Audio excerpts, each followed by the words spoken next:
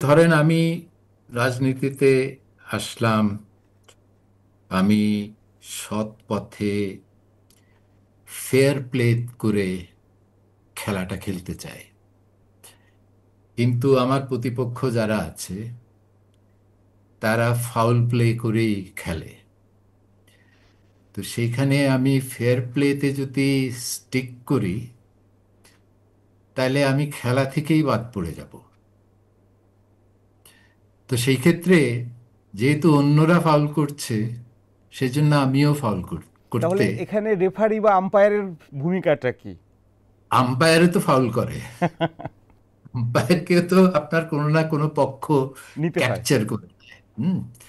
এবং ক্যাপচার করে আম্পায়ারের ফাউলটা হলো কি, সে কিছু ফাউল রেড কার্ড দেখিয়ে দেয়, আবার কিছু ফাউল দেখেও দেখে না।